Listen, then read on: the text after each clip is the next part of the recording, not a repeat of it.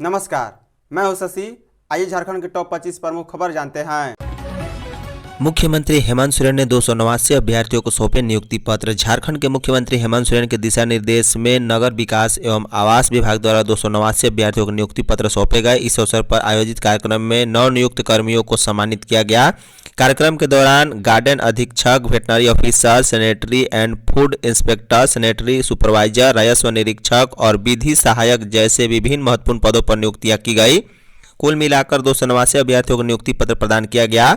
इनमें गार्डन अधीक्षक के 9, वेटनरी ऑफिसर के 8, सैनिटरी एंड फूड इंस्पेक्टर के 12, सैनिटरी सुपरवाइजर के 42, राजस्व निरीक्षक के 174 और विधि सहायक के 44 पदों पर नियुक्ति हुई है। मुख्यमंत्री हेमंत सोरेन ने नवनियुक्त कर्मचारियों को संबोधित करते हुए कहा है कि झारखंड राज्य के विकास के प्रति प्रतिबद्ध है। उनका उद्देश्य शहरी और ग्रामीण क्षेत्रों के बीच संतुलन स्थापित करना और इन दोनों क्षेत्रों को सशक्त करना है। मुख्यमंत्री ने राज्य के युवाओं को रोजगार प्रदान करने और उनके उज्जवल भविष्य के लिए राज्य सरकार की प्रतिबद्धता को दोहराया है। वहीं वित्त मंत्री श्री राधाकृष्ण किशोर ने कार्यक्रम में कहा है कि उन्हें पूरा विश्वास है कि नवनियुक्त कर्मचारी ईमानदारी और निष्ठा के साथ काम करेंगे। झारखंड हाई कोर्ट के अधिवक्ता सूरज कुमार का आकस्मिक निधन। झारखंड उच्च न्यायालय में अधिवक्ता सूरज कुमार का मंगलवार को अचानक निधन हो गया है। दरअसल अधिवक्ता सूरज कोर्ट रूम से सुनवाई के बाद बाहर निकल ही रहे थे कि बेहोश होकर गिर गए। इसके बाद उनके साथी अधिवक्ताओं ने उन्हें उठाकर हाई कोर्ट स्थित अस्पताल में भर्ती कराया, लेकिन उनकी तबीयत में ज़्यादा सुधार नहीं होता देख उन्हें पारस अस्पताल ले गए, लेकिन अधिवक्ता सूरज कुमार की जान नहीं बचाई जा सकी। बताया जा रहा है कि अधिवक्ता सूरज मंगलवार को हाई कोर्ट में न्यायालय कक्ष से सुनवाई कर बाहर निकलते ही मूर्छित होकर गिर पड़े। इसके बाद अपने केस के लिए आए हुए एक चिकित्सक ने आकस्मिक सेवा प्रदान करते हुए प्रथम चिकित्सा प्रदान किया। इसके तुरंत बाद नज़दीक के पारस अस्पताल में बेहतर इलाज के लिए उन्हें भर्ती कराया गया, लेकिन काफ़ी जद्दोजहद और प्रयास के बावजूद उन्हें बचाया नहीं जा सका। झारखंड में 19 और 20 को बारिश। पश्चिमी विक्षोभ के कारण झारखंड में मौसम के बदलाव की संभावना जताई गई है। मौसम वैज्ञानिकों ने 19 और 20 फरवरी को कई जिलों में बारिश के आसार जताए हैं। 22 फरवरी से मौसम पूरी तरह साफ हो जाएगा। मौसम विभाग ने इसे लेकर येलो अलर्ट भी जारी किया है। वहीं न्यूनतम तापमान में भी अगले 2 दिनों के दौरान चढ़ेगा। रांची स्थित मौसम विज्ञान केंद्र ने कहा है कि मंगलवार शाम से ही राज्य के कई इलाकों में बादल छाने लगेगा। रांची समेत कई जिलों में 19 फरवरी को बादल छाया रहेगा। इस दौरान राजधानी के कई इलाकों में कहीं कहीं गरज के साथ वज्रपात के संकेत है, जबकि दूसरी तरफ इस दिन कोल्हान के कई हिस्सों में बारिश हो सकती है। वहीं 20 फरवरी को रांची में गर्जन के साथ वज्रपात और बारिश हो सकता है। झारखंड में 6 सरकारी पोर्टल लॉन्च। मुख्यमंत्री हेमंत सोरेन ने मंगलवार को प्रोजेक्ट भवन में एक साथ 6 पोर्टल की लॉन्च की है। उच्च एवं तकनीकी शिक्षा विभाग द्वारा तैयार इन पोर्टल में शिक्षकों एवं कर्मियों के वेतन निर्धारण को लेकर तैयार portal, learning management system portal, Manki Munda छात्रवृत्ति योजना पोर्टल, अप्रेंटिसशिप पोर्टल, निजी विश्वविद्यालय पोर्टल तथा वित्त रहित अनुदान पोर्टल सम्मिलित हैं। इन पोर्टलों पर ऑनलाइन आवेदन कर सकेंगे। आवेदन की स्वीकृति संबंधित सभी प्रक्रियाएं भी ऑनलाइन होगी। वहीं लर्निंग मैनेजमेंट सिस्टम पोर्टल के जुड़कर विद्यार्थी दूसरे संस्थानों में संचालित की गई कक्षाओं का भी लाभ ऑनलाइन ले सकेंगे। इससे उन्हें अच्छे शिक्षकों की कक्षाओं का लाभ मिल पाएगा। बता दें, इस पोर्टल का निर्माण विश्वविद्यालयों एवं कॉलेजों के शिक्षकों एवं कर्मियों के वेतन निर्धारण और सत्यापन को सरल बनाने, त्रुटियों को कम करने एवं दक्षता में सुधार करने के लिए बनाया गया है। झारखंड में गुटखा और पान मसाले पर बैन। झारखंड में तंबाकू या निकोटीन युक्त गुटखा और पान मसाले को पूरी तरह बैन कर दिया गया है। राज्य सरकार ने इनके उत्पादन, बिक्री और भंडारण पर प्रतिबंध लगा दिया है। राज्य सरकार की ओर से जारी सूचना के मुताबिक यह रोक फिलहाल 1 साल के लिए लगाई गई है। इस आदेश का उल्लंघन करने पर सख्त एक्शन की बात कही गई है। स्वास्थ्य एवं परिवार कल्याण मंत्रालय के एडिशनल चीफ सेक्रेटरी की ओर से जारी सूचना में कहा गया है कि तंबाकू और निकोटीन युक्त सभी गुटखा और पान मसाले के उत्पादन, भंडारण, बिक्री और वितरण जैसी गतिविधियों पर यह रोक रहेगी। आदेश में कहा गया है कि जन स्वास्थ्य के हित में यह फैसला लिया गया है। प्रदेश के स्वास्थ्य मंत्री डॉक्टर इरफान अंसारी ने इस बड़े फैसले की घोषणा करते हुए कहा है कि मुख्यमंत्री हेमंत सोरेन के स्वास्थ्य झारखंड के सपने को साकार करने के लिए यह कठोर कदम उठाया गया है। यह प्रतिबंध केवल एक नियम ही नहीं, बल्कि झारखंड के युवाओं को नशे की जकड़ से बचाने की क्रांतिकारी पहल है। रिम्स में 35 प्राइवेट एम्बुलेंस जब्त। रिम्स परिसर में नियम विरुद्ध तरीके से खड़े निजी एम्बुलेंस के खिलाफ सोमवार को कड़ी कार्रवाई की गई है। इसमें प्रशासन ने रिम्स कैंपस में खड़ी 240 एम्बुलेंसों की जांच कर 35 एम्बुलेंस को जब्त कर लिया है। जिसमें से कुछ एम्बुलेंस को देर शाम तक छोड़ दिया गया। जब्त एम्बुलेंस को बरियातू थाना में रखा गया है। इधर कार्रवाई के बाद एम्बुलेंस चालकों ने हो हंगामा शुरू कर दिया, जिसके बाद इन लोगों ने प्रशासन को चेतावनी दी है कि वह हड़ताल पर चले जाएंगे। कार्रवाई के दौरान एम्बुलेंस चालक और पुलिसकर्मियों के बीच हल्की झड़प भी हुई है, जिसके बाद एम्बुलेंस को जब्त करने की कार्रवाई की गई। प्रशासन का कहना है कि एम्बुलेंस की वजह से रिम्स परिसर में जाम का संकट बनता रहता है। मालूम हो कि रिम्स में निजी एम्बुलेंस की संख्या इतनी बढ़ गई है कि अब ये कहीं भी अपनी गाड़ी खड़ा कर देते हैं।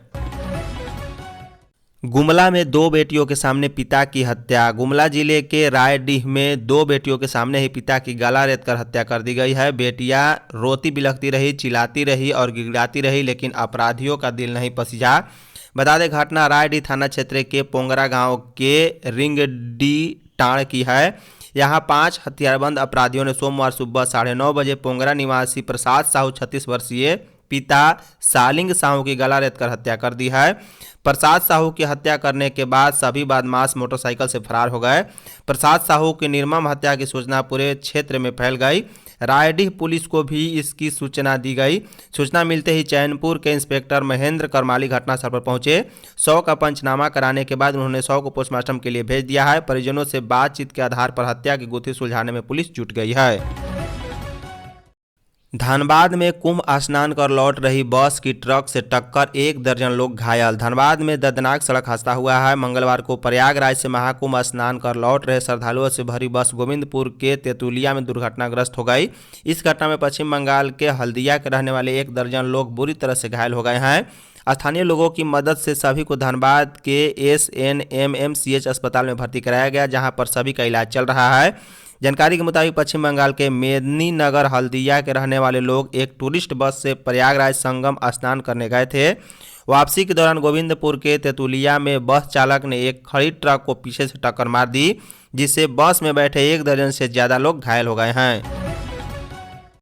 बजट सत्र को लेकर गाइडलाइन जारी, स्पीकर का आदेश। झारखंड विधानसभा को 24 फरवरी से आरंभ हो रहे बजट सत्र की तैयारी आरंभ कर दी गई है। इस सिलसिले में मंगलवार को विधानसभा अध्यक्ष रविंद्रनाथ महतो ने राज्य सरकार के वरिष्ठ अधिकारियों के साथ महत्वपूर्ण बैठक की है।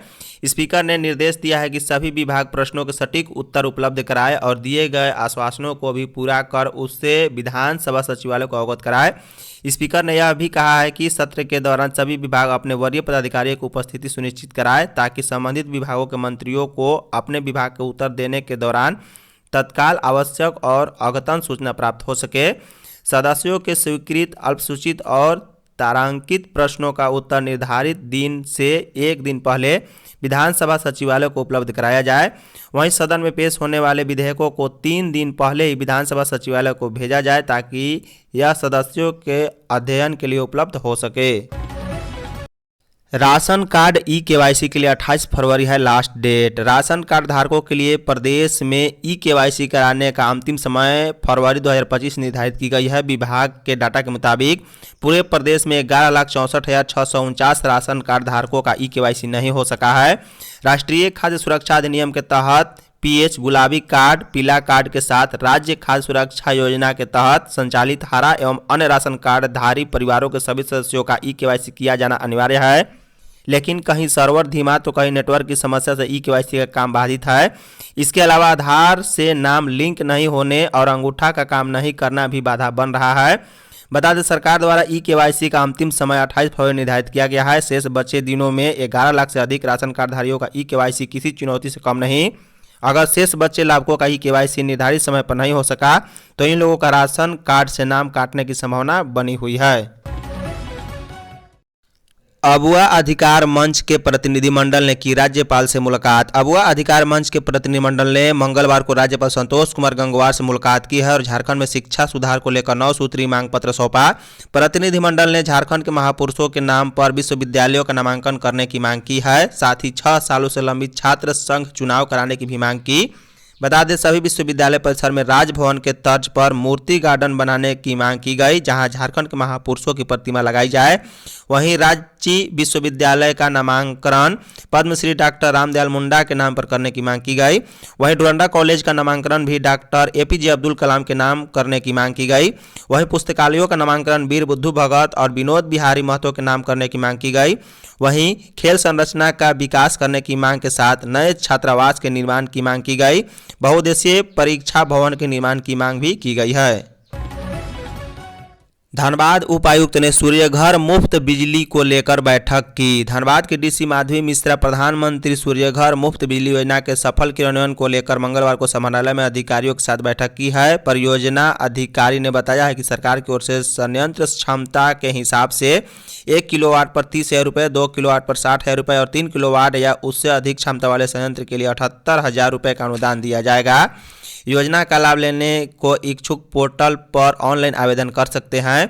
बैठक में डीसी ने कहा है कि यह केंद्र सरकार की महत्वाकांक्षी योजना है। इसका उद्देश्य सोलर रूफटॉप के माध्यम से ऊर्जा उत्पादन को बढ़ावा देना है। महाशिवरात्रि 26 को निकाली जाएगी भव्य शिव बारात। हर साल महाशिवरात्रि फागुन मास की त्रयोदशी तिथि को मनाई जाती है। इस बार महाशिवरात्रि का त्यौहार 26 फरवरी को मनाया जाएगा। हर साल की तरह इस साल भी रांची के पहाड़ी मंदिर, इंद्रपुरी चुटिया शिव बारात समिति और बोडया शिव मंदिर से भव्य शिव बारात निकाली जाएगी। बता दें समिति के सदस्यों ने अभी से इसकी तैयारी शुरू कर दी है। मंदिरों में रंग रोगन और साज सज्जन का काम भी चालू हो चुका है। श्री शिव बारात आयोजन महासमिति पहाड़ी मंदिर भी महाशिवरात्रि पर भव्य शिव बारात निकालेगी। रांची के पहाड़ी मंदिर से बीते 22 सालों से निकाली जाने वाले शिव बारात में मुख्यमंत्री हेमंत सोरेन भी शामिल होंगे। इस बार शिव बारात पूरी तरह से इको फ्रेंडली होगी। समिति के अध्यक्ष राजेश साहू ने इस बात की जानकारी दी है। युवाओं का भविष्य पीआर स्टंट और दिखावे से नहीं, बाबूलाल मरांडी। बीजेपी के प्रदेश अध्यक्ष बाबूलाल मरांडी ने सीएम द्वारा सौंपे जा रहे नियुक्ति पत्र पर सवाल खड़े किया। उन्होंने सोशल मीडिया पोस्ट पर कहा है कि मंगलवार को सीएम कुछ 100 से 200 युवाओं को नियुक्ति पत्र सौंपे।